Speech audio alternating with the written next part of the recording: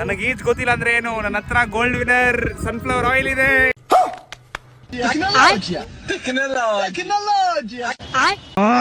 ಇವತ್ತು ಮಾಟು ಪೊಂಗಲ್ ಆಗಿರೋದ್ರಿಂದ ಬೆಳಿಗ್ಗೆ ಬ್ರೇಕ್ಫಾಸ್ಟ್ ಗೆ ಎಳ್ನೀರು ತಿನ್ಕೊಂಡು ಧರ್ಮಪುರಿಲೇ ತುಂಬಾ ಫೇಮಸ್ ಆಗಿರೋ ಬೇಕರಿಗೆ ಹೋದ್ವಿ. ಒಂದ್ ಅಂಗಡಿ ಆಚೆಲಿ ಚಿಪ್ಸ್ ನೋಡಿದೆ, ಚಿಕ್ಕ ವಯಸ್ಸು ಜ್ಞಾಪಕ ಆಗ್ಬಿಡ್ತು. ಅಲ್ಲಿಂದ ಆಫ್ ರೋಡಿಂಗ್ ಮಾಡೋಣ ಅಂತ ಜಾಗ ನೋಡ್ಕೊ ಬರಕ್ ಹೋದ್ವಿ. ಅಲ್ಲಿ ನೋಡಿದ್ರೆ ನೀರೇ ಇಲ್ಲ. ಅಲ್ಲಿಂದ ಫಾರ್ಮ್ ಹೌಸ್ ಬಂದು ಹಸುಗೆ ಬಣ್ಣ ಹಚ್ಚಿ ಪೂಜೆಗೆಲ್ಲ ರೆಡಿ ಆಗಿರೋ ಟೈಮಲ್ಲಿ ಅವ್ರ ಫ್ಯಾಮಿಲಿದ ಒಂದು ಕಾಲ್ ಬರುತ್ತೆ, ಫ್ಯಾಮಿಲಿ ಯಾರೋ ಸೂಸೈಡ್ ಮಾಡ್ಕೊಂಡಿದ್ದಾರೆ ಅಂತ. ಅದರಿಂದ ಮಾಟು ಪೊಂಗಲ್ ಪ್ರೋಗ್ರಾಮ್ ಕ್ಯಾನ್ಸಲ್. ಬೆಳಗ್ಗೆ ಬೈಕ್ ಅಲ್ಲೇ ನೋಡ್ಕೊಂಡ್ ಬಂದಿರೋ ಆಫ್ ರೋಡಿಂಗ್ ಜಾಗಕ್ಕೆ ಕಾರ್ ಎತ್ಕೊಂಡು ಹೋದ್ವಿ. ಆಫ್ ರೋಡಿಂಗ್ ಮುಗಿಸಿ ಸ್ವಿಮ್ಮಿಂಗ್ ಮಾಡೋಣ ಅಂತ ಹೋದ್ವಿ. ನಂಗೆ ಲೈಫ್ ಅಲ್ಲಿ ಒಂದೇ ರಿಗ್ರೆಟ್ ಇರೋದು, ಈಜ್ ಕಲಿದೇ ಇರೋದು.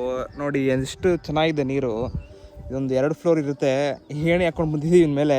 ಅದಕ್ಕೆ ಹೇಳೋದು ಸ್ಕಿಲ್ ಇಸ್ ಇಂಪಾರ್ಟೆಂಟ್ ಅಂತ.